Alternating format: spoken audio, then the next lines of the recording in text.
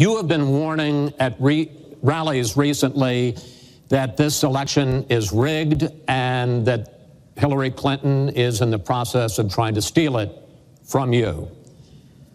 Your running mate, Governor Pence, pledged on Sunday that he and you, his words, will absolutely accept the result of this election. Today, your daughter Ivanka said the same thing. I want to ask you here on the stage tonight, do you make the same commitment that you will absolutely, sir, that you will absolutely accept the result of this election? I will look at it at the time. I'm not looking at anything now. I'll look at it at the time. What I've seen is so bad. First of all, the media is so dishonest and so corrupt, and the pile-on is so amazing.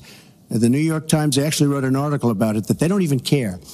It's so dishonest, and they've poisoned the minds of the voters. But unfortunately for them, I think the voters are seeing through it. I think they're going to see through it. We'll find out on November 8th, but I think they're going to see through it. But, sir, if you look, excuse me, Chris, if you look at your voter rolls, you will see millions of people that are registered to vote. Millions. This isn't coming from me. This is coming from Pew Report and other places. Millions of people that are registered to vote that shouldn't be registered to vote.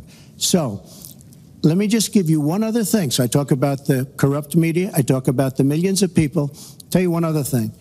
She shouldn't be allowed to run. She's guilty of a very, very serious crime. She should not be allowed to run.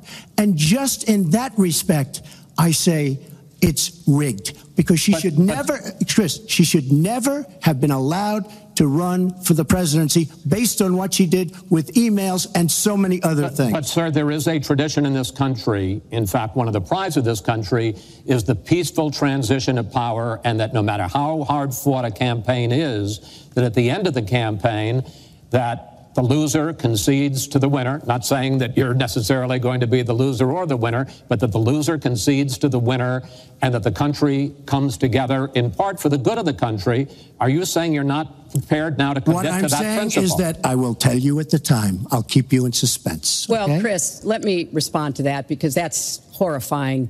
You know, every time Donald thinks things are not going in his direction, he claims whatever it is rigged against him. The FBI conducted a year-long investigation into my emails. They concluded there was no case. He said the FBI was rigged.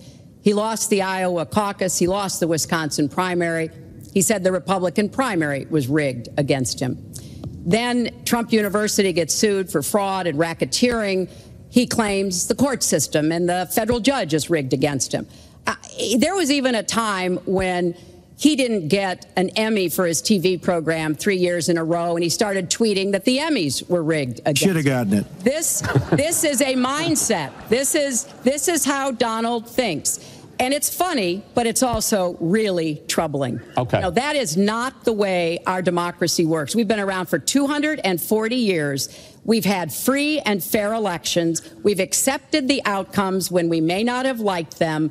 And that is what must be expected of anyone standing on a debate stage during a general election. You know, President Obama said the other day, when you're whining before the game is even finished, it just shows you're not up to doing the job. And let's be clear about what he is saying and what that means. He is denigrating, he's talking down our democracy. And I, for one, am appalled that somebody who is the nominee of one of our two major parties would take that kind of position. I think what